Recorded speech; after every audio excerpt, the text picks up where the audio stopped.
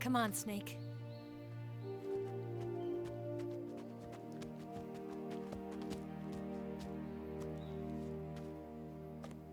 We made it.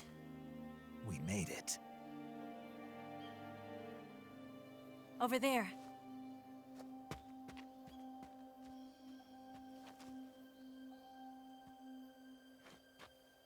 It's the boss, isn't it? I'll go get the wig ready to take off. Right. I'll leave you two alone. But come back in one piece, okay?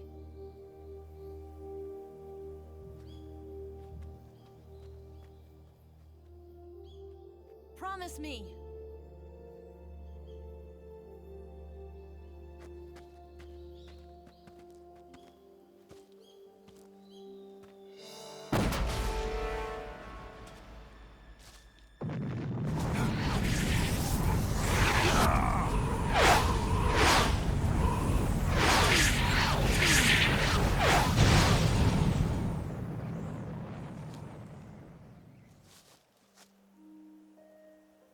Life's end. Isn't it beautiful? It's almost tragic. When life ends, it gives off a final lingering aroma. Light is but a farewell gift from the darkness to those on their way to die. I've been waiting, Snake, for a long time. Waiting for your birth, your growth, and the finality of today. Boss. Why are you doing this? Why? To make the world one again. The world used to be whole. But with the end of the Second World War, the philosophers began to fight amongst themselves, and the world was torn apart. The Cobras, my comrades who trained and fought alongside me, were torn apart as well. The foibles of politics and the march of time can turn friends into enemies just as easily as the wind changes. Ridiculous, isn't it? Yesterday's ally becomes today's opposition. And this Cold War? Think back. When I was leading the Cobras, America and Russia were fighting together. Now, consider whether America and Russia will still be enemies in the 21st century. Somehow I doubt it. Enemies change along with the times, the flow of the ages, and we soldiers are forced to play along. I didn't raise you and shape you into the man you are today just so we could face each other in battle. A soldier's skills aren't meant to be used to hurt friends. So then what is an enemy? Is there such a thing as an absolute timeless enemy? There is no such thing, and never has been. And the reason is that our enemies are human beings like us. They can only be our enemies in relative terms. The world must be made whole again. The philosophers must be reunited. I will devote my skills to that purpose. And with the Colonel's money, I will achieve that end. Just as I once created the Cobras. They are my family. I may no longer be able to bear children, but I still have a family. It was November 1st, 1951. I was in the Nevada desert participating in atomic testing. The name Nevada is derived from Spanish, covered in snow, white as snow. And snow is exactly what I saw in that Nevada desert.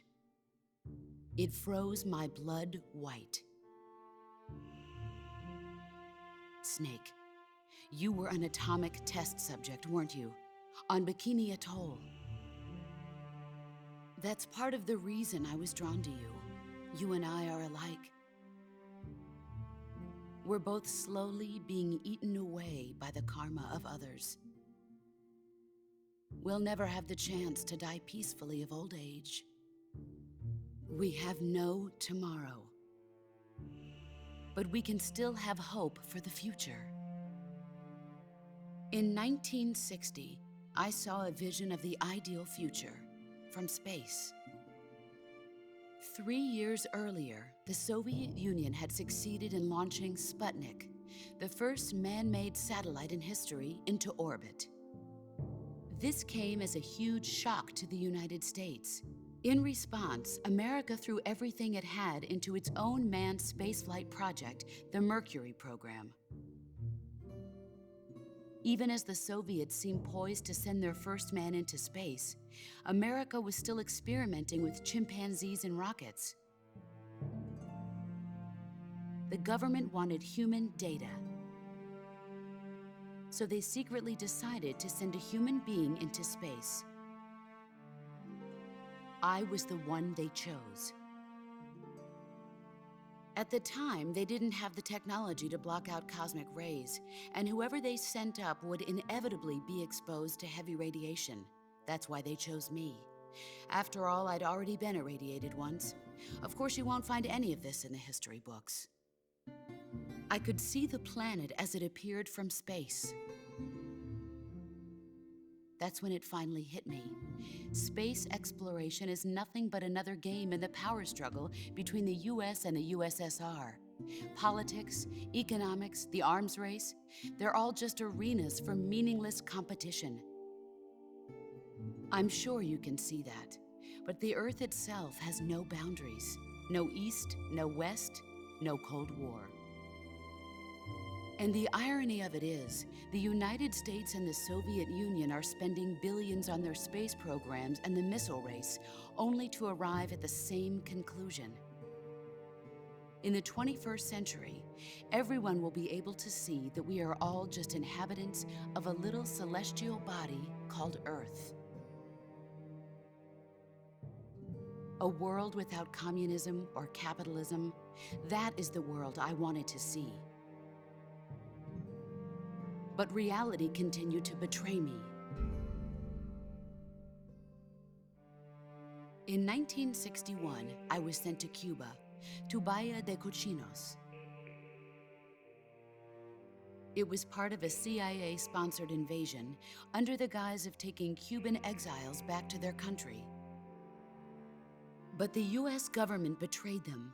Our weak-kneed president held back their air support. Defenseless, the exiles were annihilated by the Cuban army. All I could do was watch in silence.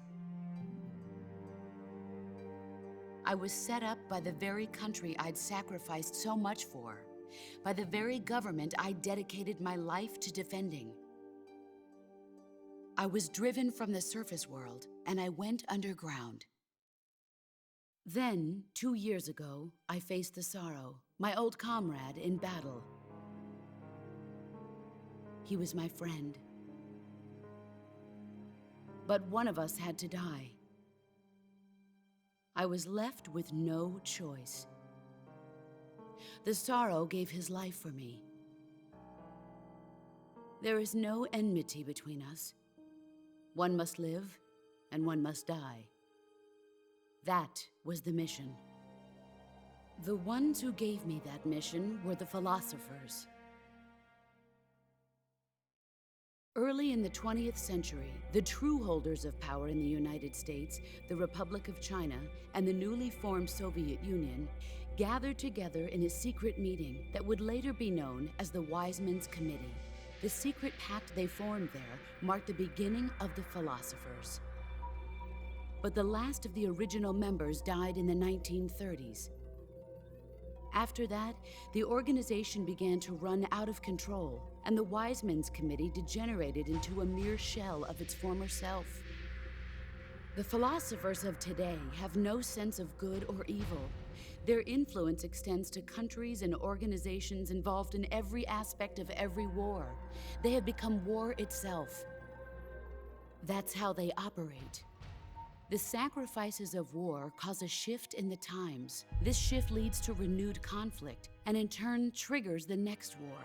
Like a nuclear chain reaction, each conflict sparks countless others, forming an endless spiral that will continue on for eternity. Do you understand what I'm saying, Snake? By consuming me and you, the philosophers intend to keep that cycle going forever. It was my father who explained all of this to me. He was one of them. You see, I am the last remaining child of the philosophers. But after he revealed the truth, my father was killed by that same shapeless, formless organization. And my father isn't the only thing the philosophers have taken from me. In June of 1944, the Cobras and I took part in the landing at Normandy. We'd been given a top-secret mission to locate and destroy enemy V-2 rocket installations. I was pregnant at the time. The sorrow was the father. I gave birth on the field of battle. A beautiful baby boy.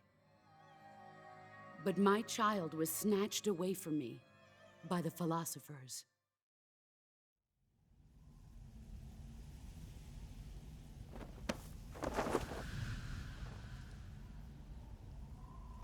Look at this scar.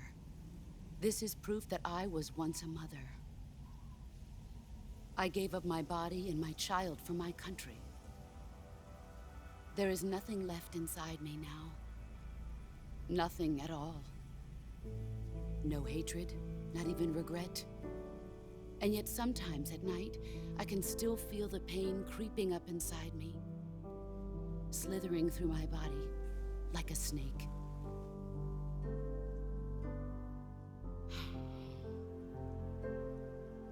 I've never talked this much about myself before. Thanks. Thanks for listening to me.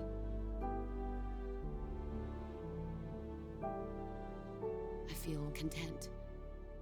Snake, commence the operation. I raised you. I loved you. I've given you weapons, taught you techniques, endowed you with knowledge. There is nothing more for me to give you. All that's left for you to take is my life, by your own hand. One must die, and one must live. No victory, no defeat. The survivor will carry on the fight. It is our destiny. The one who survives will inherit the title of boss. And the one who inherits the title of boss will face an existence of endless battle. I'll give you 10 minutes. In 10 minutes, MiGs will come and bomb the hell out of this place. If you can beat me in less than 10 minutes, you'll be able to escape in time. Let's make this the greatest 10 minutes of our lives, Jack. Boss. You're a soldier. Finish your mission. Prove your loyalty. Face me. Let's see what you're made of.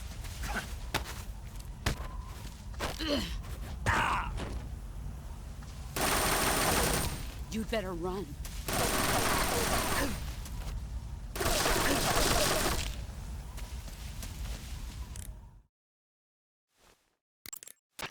Snake, it's time to complete your final mission. This is where you fulfill your loyalty to your country, and perhaps to her as well. You must defeat the boss. The firepower of that Patriot pistol the boss is using is beyond compare. In a straight shootout, you'd lose every time. Your first concern should be to hide yourself while using camouflage. Maneuver towards the boss's blind side, wait for an opening, and attack her with a gun or CQC. That gun the boss is using is a one-of-a-kind sidearm she had made especially for her. They call it the Patriot. Basically, they took the Army's experimental XM-16E1, cut the barrel short, and took off the stock. It handles like a handgun, but it's got the stopping power of a rifle. Because the barrel is cut so short, it's got some nasty recoil, though. I can't believe she's using it with one hand. Now I see why she's the leader of the Cobras and a legendary hero. As long as the boss is firing that Patriot at you, frontal attacks are gonna be useless. Get around to her back or side and attack her from there. Move! Snake, you've got a broken bone. Broken bones can be fully healed by fixing the affected area in place with a fastener and wrapping it in bandages. Do it quickly.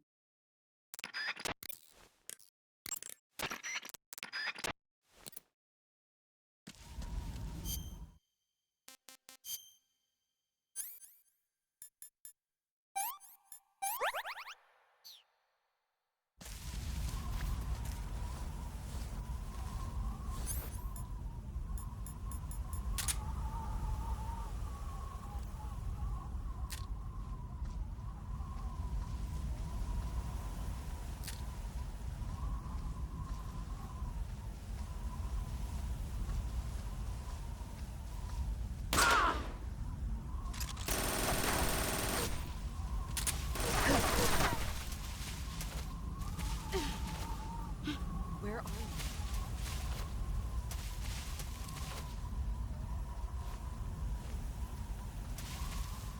Where are you?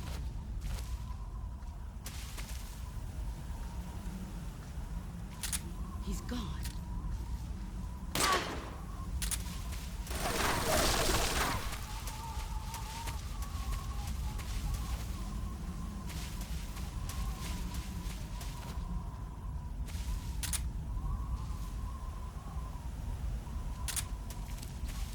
Where are you hiding?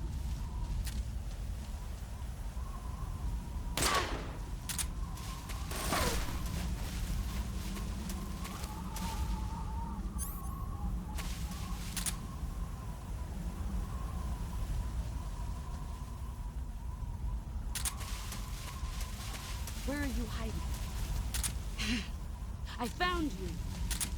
Let's see what you're made of.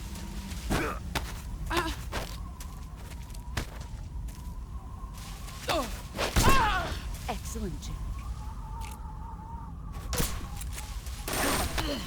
Time to play rough.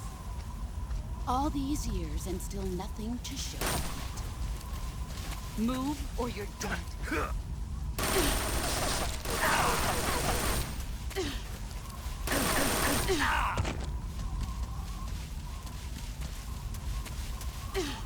Let's see what you're made of. Is that all? You'd better run.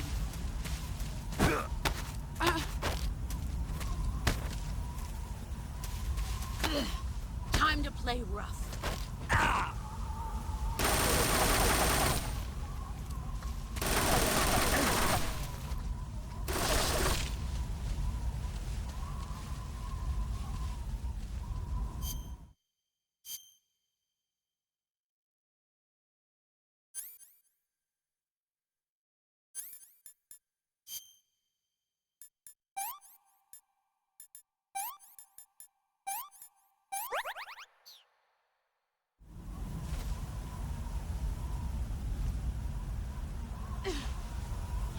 Where did you go?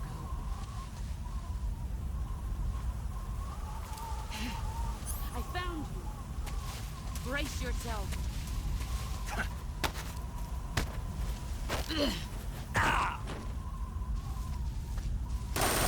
Run quick.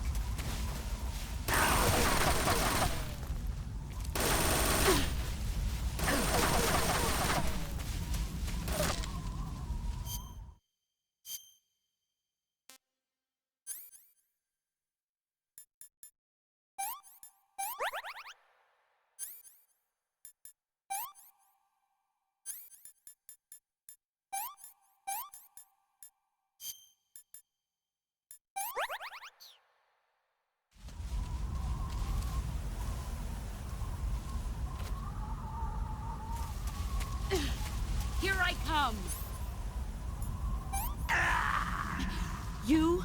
were faking it? Did you really think I would fall for that? Stop playing dead.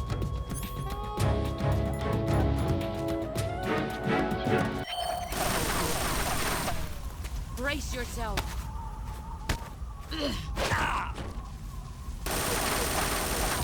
You better run.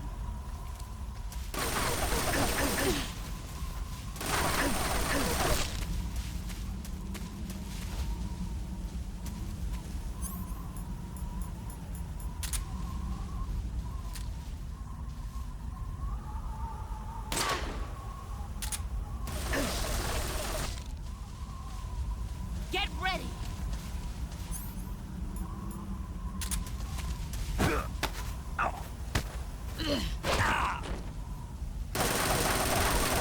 You better run.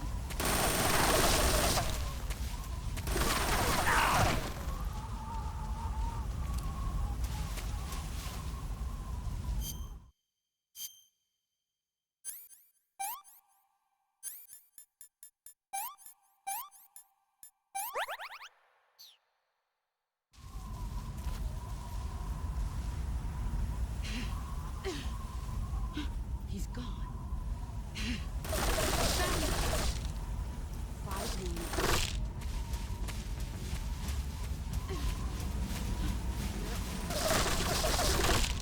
There he is. Let's see what you're made of.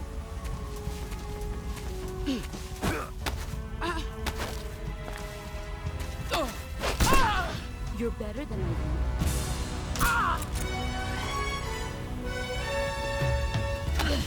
Is that all these are nothing to show? You better run.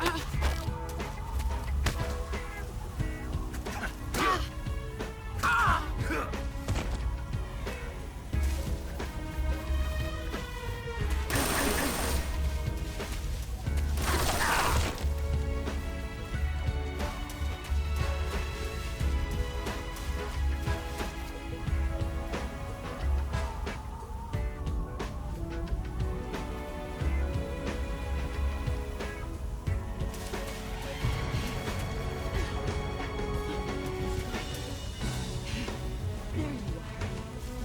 Let's see what you're made of.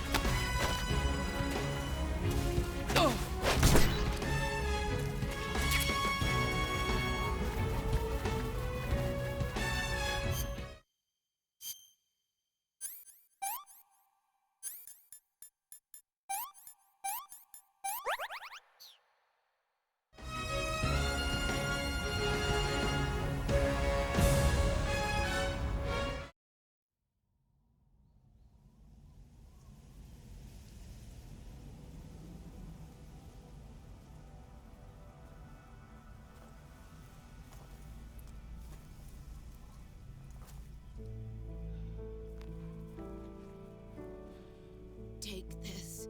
Keep it safe.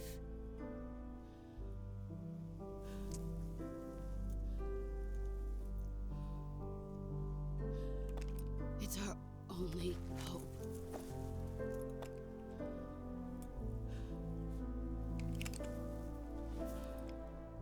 A patriot? Why are you giving me this? Jack. Or should I say, Snake? You're a wonderful man. Kill me. Kill me now.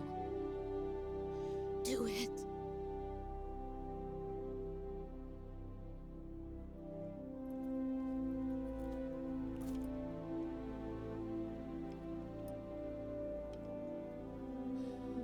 There's only room for one boss and one snake.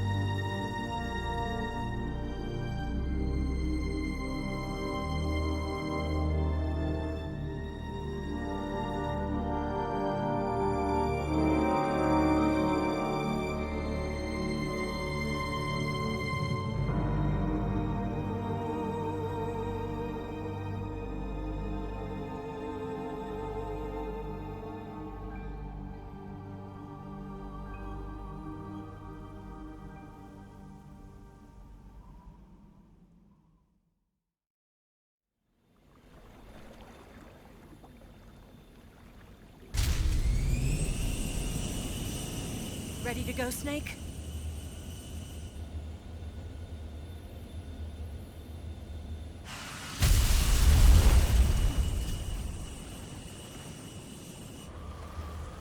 Are you okay?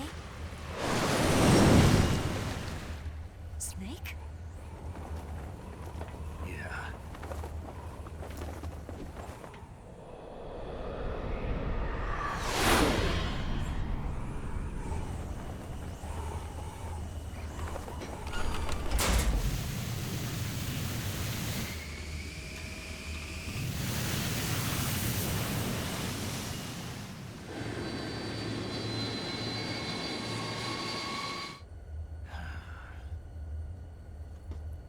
I told you you could trust me.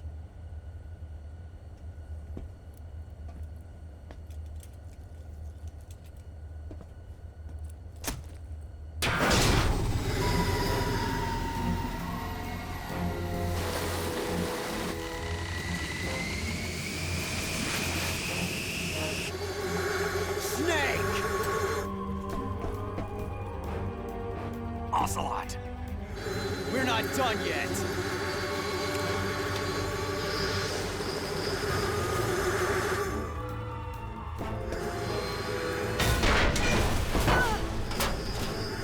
Damn!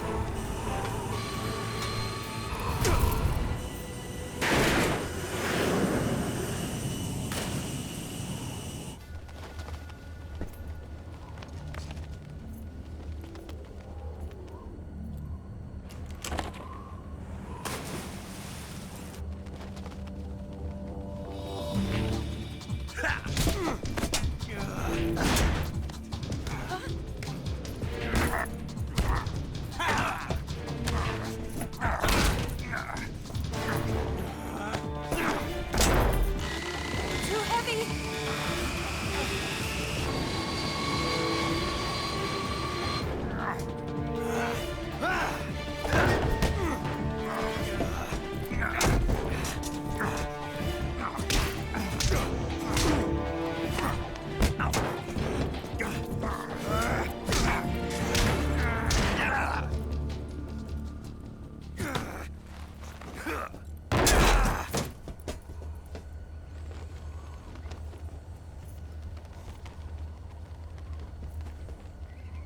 Snake, try to remember some of the basics of CQC.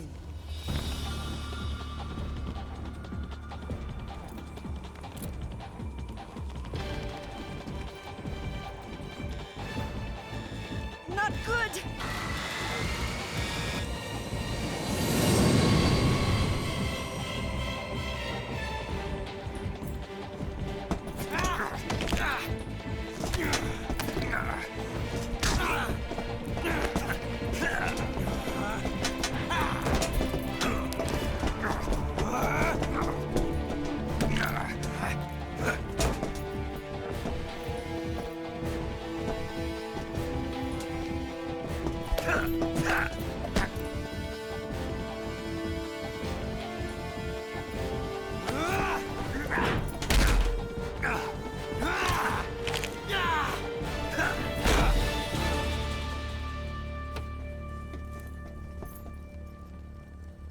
I picked up a few new moves.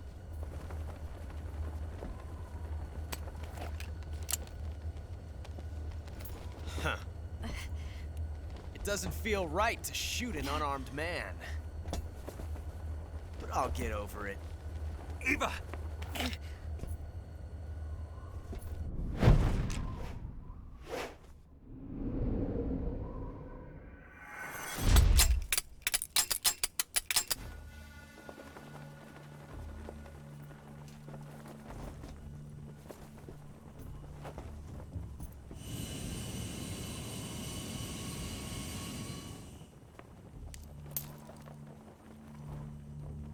What do you say to one last showdown?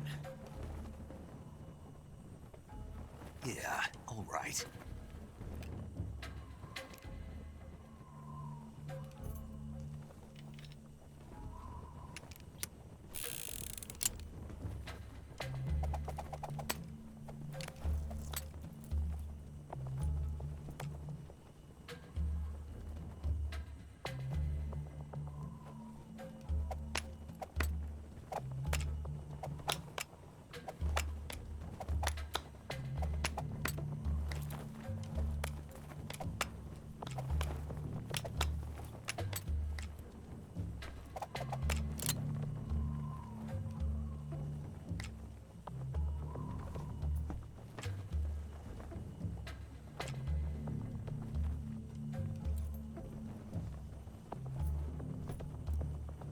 What's your name?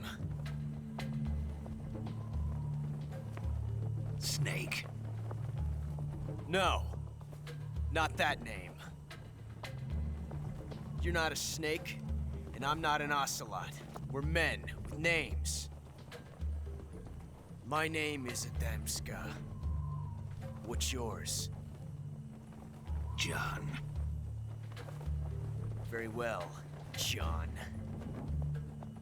Plain name. But I won't forget it.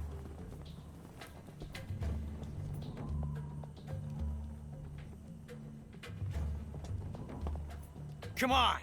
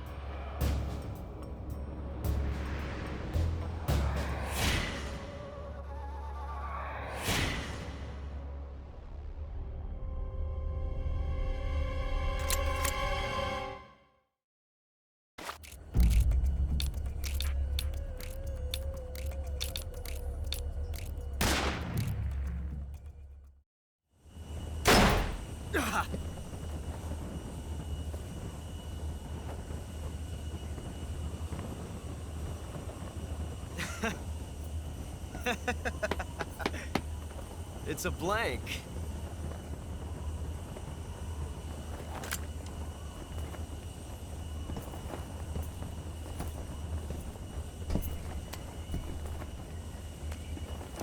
Oh, that was fun. Till we meet again, John.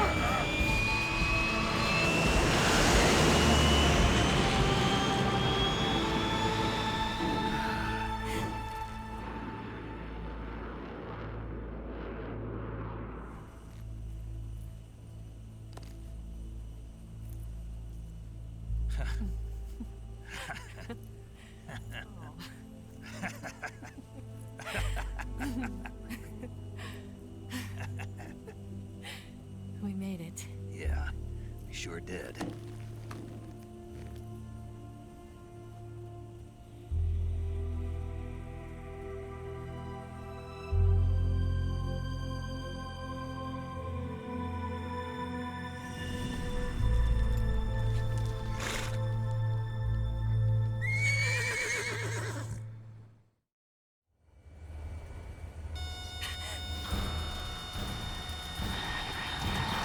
Oh no, Migs!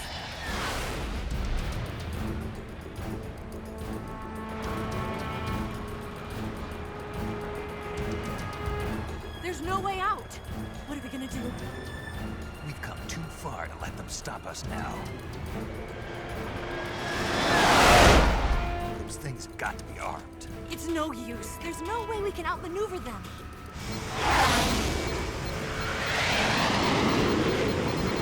They're gonna shoot us down. We were so close. Weapon systems on. Locked on target. I got towed. You were great, Eva. Huh? Thanks.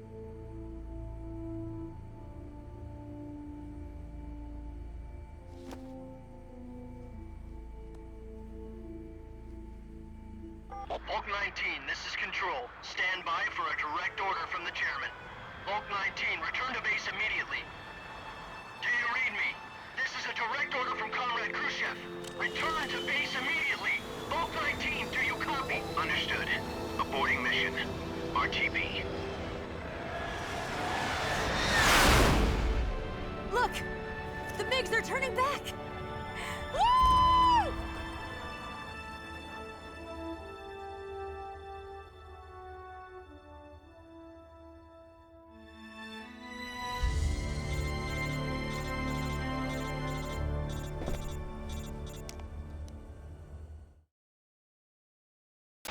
Well done, Snake. The MiGs disengaged. Most likely under orders from Khrushchev. Is this his way of helping us? Who knows? Maybe he didn't want things to get messier than they already are. Or maybe he just wanted us to owe him one. The important thing is, you made it out alive. As long as Khrushchev is with us, I don't think they'll be coming after you. It should be smooth sailing all the way to Alaska. I'm sending someone out to Galena Base to meet you. To meet me? The DCI and the President himself are waiting at Langley. Don't keep them waiting.